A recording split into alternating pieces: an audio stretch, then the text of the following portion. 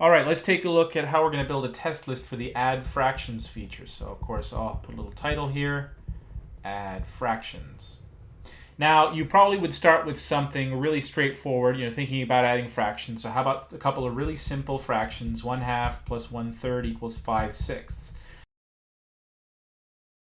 Now, if we start there, there's already a lot to do. So let's see if we can simplify that test. So one thing we know we need to do that will help us simplify the test, make the test easier to pass, do fewer things at once, is we know we want to be backwards compatible with whole numbers. So then let's try something simpler like 3 plus 4 equals 7. But we can get even simpler than that.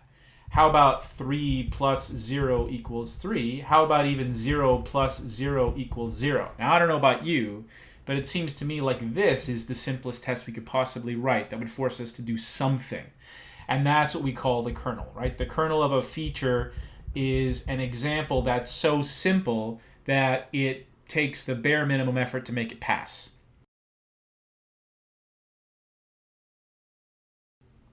So once we get down to the kernel, then we want to start adding things back.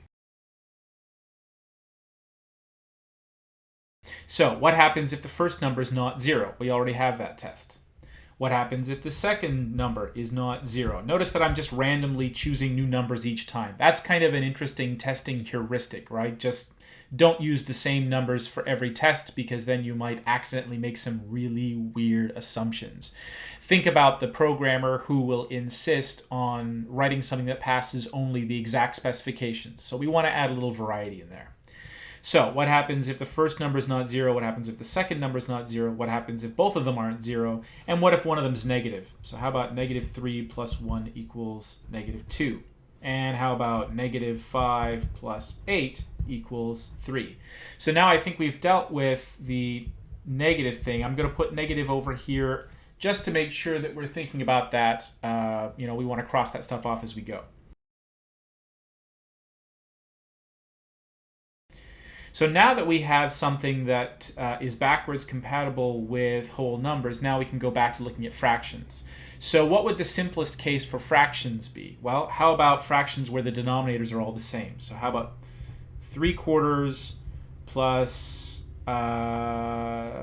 actually, how about even simpler than that? 1/3 plus 2/3 equals 1. Well, that's really not that simple because we have to reduce over here. So let's just make a note of reducing. How about 1/5 plus 2/5 equals 3/5? Now we have the first example where all we have to do is arithmetic along the numerators. Now, in order to force ourselves to actually take the denominators into account, we end up with the test that we had up here, where there's no common factor in the denominator, so we didn't have to worry about doing any arithmetic or any reducing. But let's make that, let's put a little note over here, common factor in denominators. So of course, the first kind of common factor in the denominator is the case where the denominators are the same. How about where they are not the same? So something where one is a multiple of the other, let's say. So how about 3/4 plus some number of eighths? So that'll be some number of eighths. Let's say 3/4 plus 5/8, so that would be 11/8. What about a case where the denominators have a common factor, but one isn't a multiple of the other? So one of the simplest examples I can think of would be sixths and ninths. So let's say 1/6 plus 4/9. So we can't make the sixth into ninths very easily, but we can make them both into 18ths. So let's go with 18ths. That's 3 plus 8 is 11. That's a nice coincidence. Make sure that I did the arithmetic right there. So 9 plus 24 is 33. Divided by 3 is 11. Good. So what about the cases where we need to reduce in the answer? So we want to try to get a little bit more complicated. So something like 3/4 plus 3/4 equals 3/2. And we can try something where they're not exactly the same. So something like 3/8 plus 1/8 is 1/2.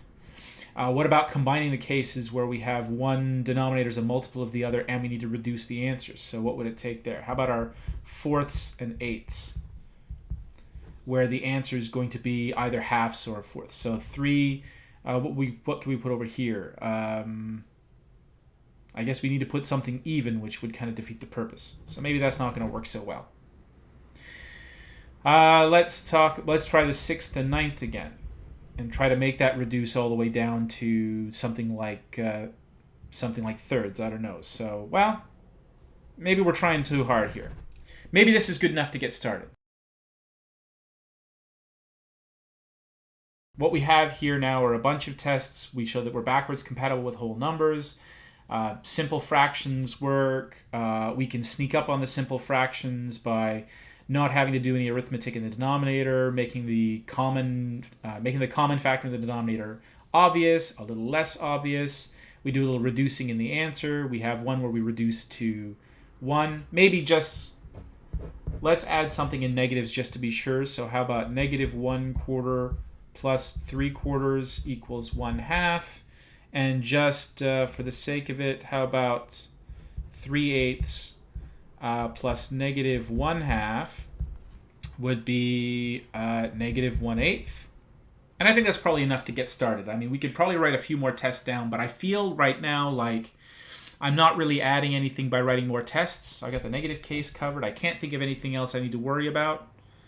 Oh, actually, I do think of one more thing, which is negative denominators. One of the rules that I think we should probably try to follow is the idea that the convention that the negative sign should always be in the numerator.